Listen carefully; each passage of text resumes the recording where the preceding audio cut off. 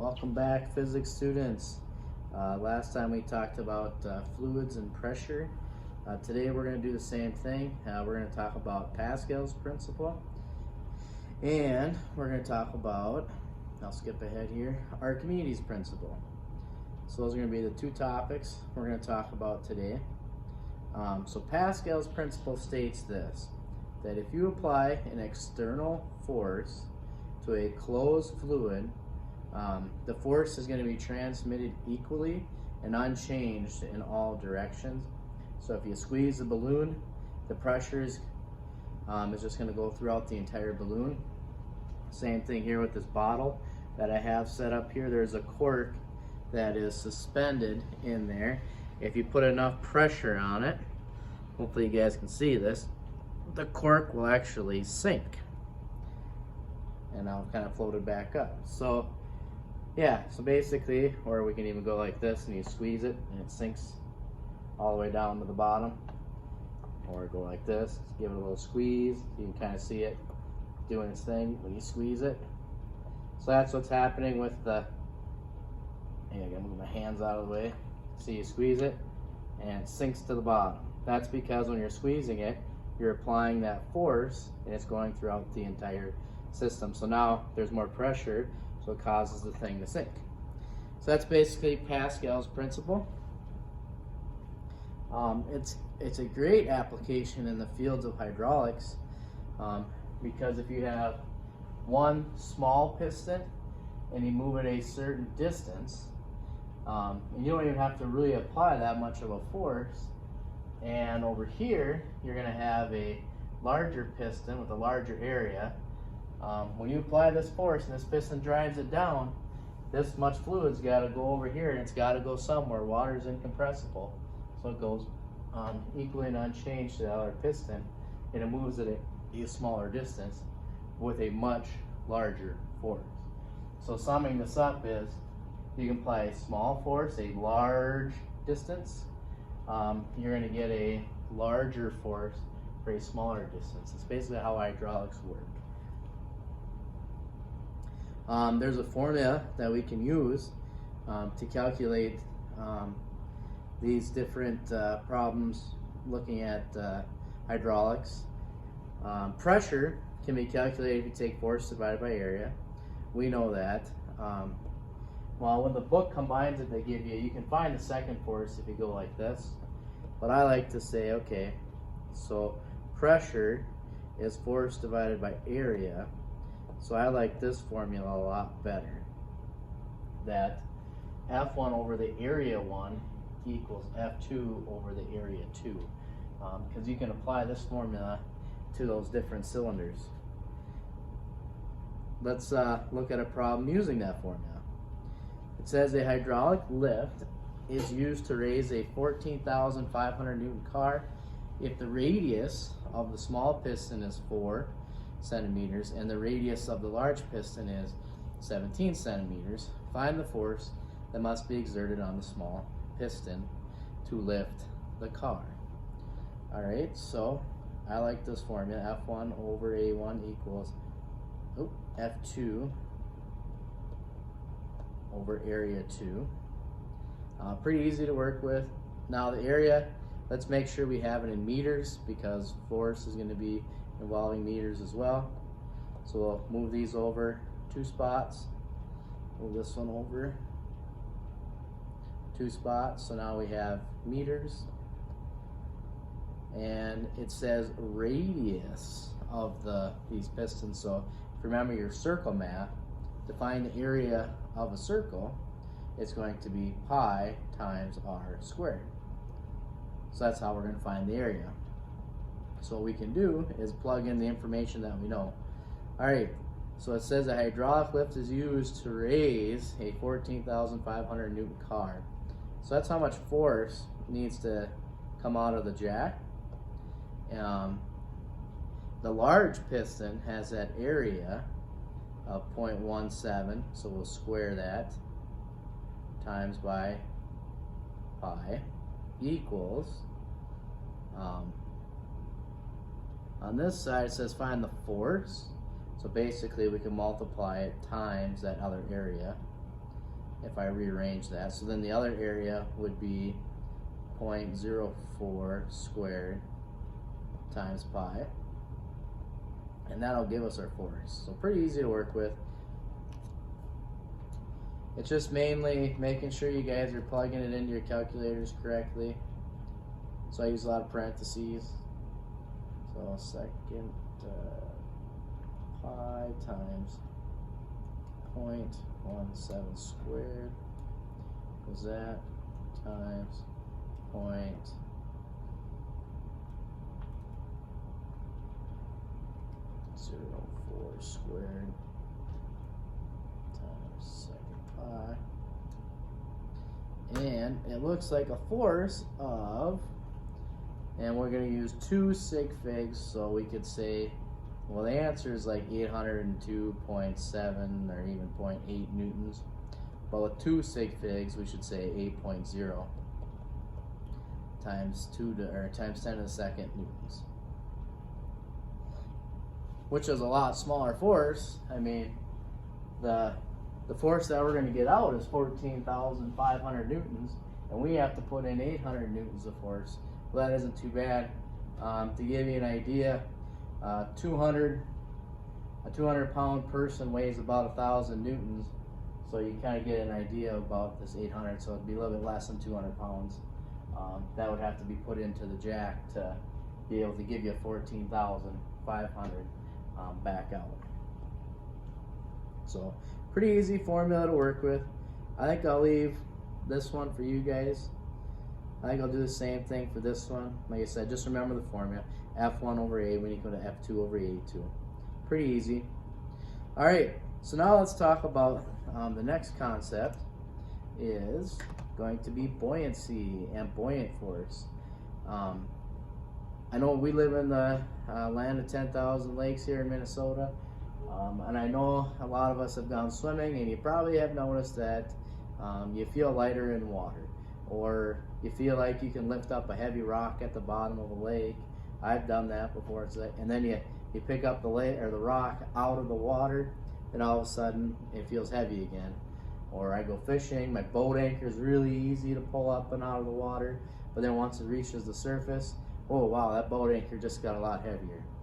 You know, I've been wondering, well, why does it actually do that? It's because if you consider what's happening with the buoyant force, it makes it feel lighter. Because you guys know that the pressure of a fluid increases with depth, right? So the greatest pressure is going to be at the bottom, okay? So it's going to create the greatest force. So there's force arrows all acting on this thing right here. The ones on the side cancel out with the ones over here, so it really doesn't make a difference. Where it does make a difference is where you have your forces arrows at the top and your force arrows at the bottom. They don't cancel out because there's a greater force at the bottom than there is at the top. So you actually get a general upward push on the object in the fluid, and we call that the buoyant force. So that's why objects feel lighter in water. I can prove that to you guys right now. I have a beaker set up. We'll get rid of this stuff here. And I have this object right here, and I have my scale. So I'll put this kind of close to the camera so you guys can see it. All right.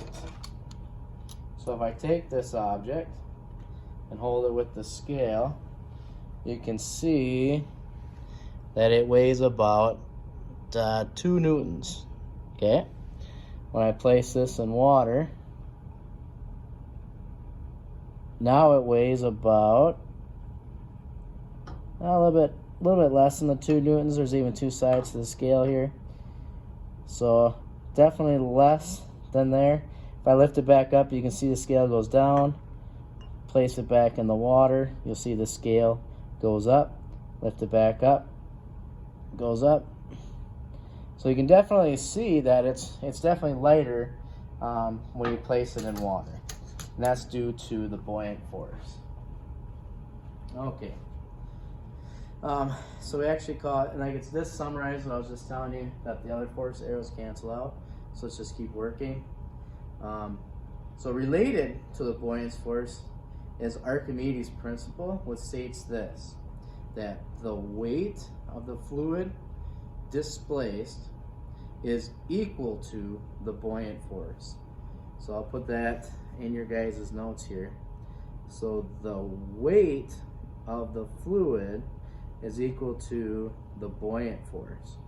So the weight of the fluid, I could say weight of the fluid, I can even say this, displaced is going to equal the buoyant force. So that's Archimedes' principle. I have a little experiment set up here for you. So this is going to be an overflow can. So when I place this object into the overflow can, it's going to displace the fluid. In this case, it's water.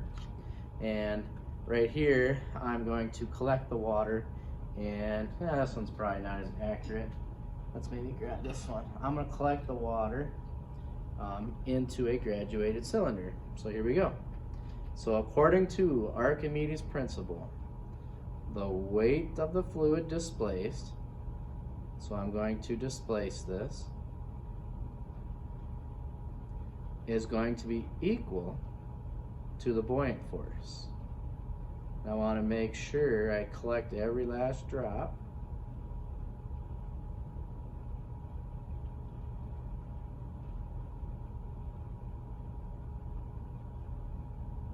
So just give me 1 second here.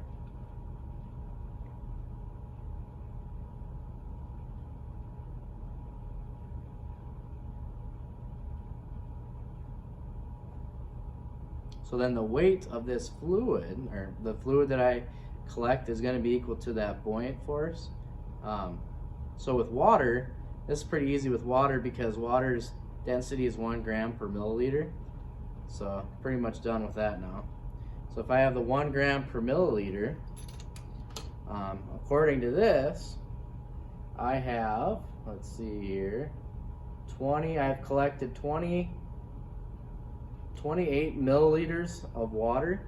So according to this, it's going to equal 28 grams of water is going to be the actual buoyant force. So I can just convert that to grams. So then technically, this thing has a mass of, well, this says 200 and I'm going to say 220 grams. But then when I place it in the water, it's not 220 grams anymore. You guys can probably make an educated guess on what it's going to be. Well, according to Archimedes' principle, it should be what? 28 grams lighter. And much to our surprise, it ends up being 192, which would be the 28 grams lighter. So Archimedes' principle works out pretty good. Okay, so here's another image of this experiment that I just did for you guys. They use newtons instead of grams. It kind of works out the same way.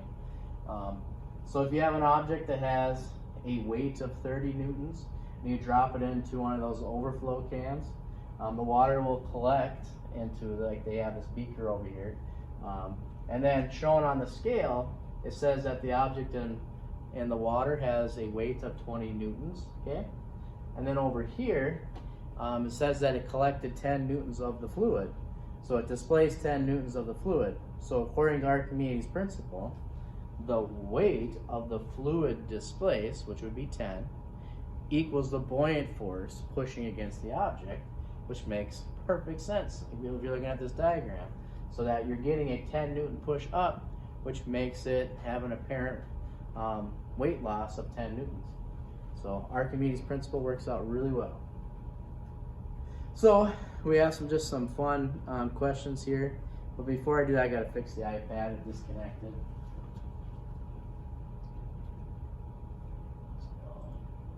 Alright. So we just got some fun concept questions to look at here. So we have a flask of water rests on a scale, you dip your finger into the water without touching the flask, does the reading on the scale increase, decrease, or stay the same? So I'll let you guys think about that for a second. So it's just resting right here. Then you dip your hand into the beaker without touching the glass. It's just in the water. What do you guys think? Hopefully you came up with the answer that the scale is going to increase, because your hand is going to displace more of the water, which you can see right there to there, which is going to end up pushing. So your hand's getting an upward force, but according to Newton's third law, for every action, there is an equal and opposite reaction. So you're actually going to be pushing down on the water, which pushes down on the scale. Okay, so we got another fun one for you here. Let's say we have 2 cups filled to the brim. In one cup, you have an ice cube floating, perfectly balanced. And then in another cup, it's just filled to the brim. What would happen if that ice cube completely melted? Would the water level raise, lower, or stay the same? So that's for you guys to kind of think about. So you got this ice cube, it's gonna melt. Is this thing gonna overfill after it melts? Stay the same? It's gonna be a little bit lower. So hopefully you guys said that it's gonna remain the same. And the answer says right here, since the ice cube floats, it displaces a volume of water equal to its weight. When it melts, it becomes water, and its weight is the same. Thus, the melted water from the ice cube fills exactly the same volume that the ice cube displaced when floating. As a result, the water level is unchanged. So that's just kind of a fun problem to look at there. Let's see here. If we want high density objects to float, we can, as long as we can cause it to displace enough weight of the fluid to get it to float. This is why ships can float. Like you think about steel. Well, steel is going to sink, right? Or an aluminum fishing boat, well, that should just sink, right? Because the density is more. But if you shape a bowl, or you shape even a boat the right way, it's going to be equal to the weight of the fluid that it displaces. If this displaced water is greater than the weight of the steel bowl, it's gonna float. So that's basically how steel ships float. It's how we can get other objects to float that typically wouldn't float. Okay, I think I'm gonna leave these questions for you guys to do on your own, kind of as an assignment. There will be a Schoology assignment coming up on the 12-2 of this, and then we'll pick up with 12-3 Bernoulli's Principle next time I see you.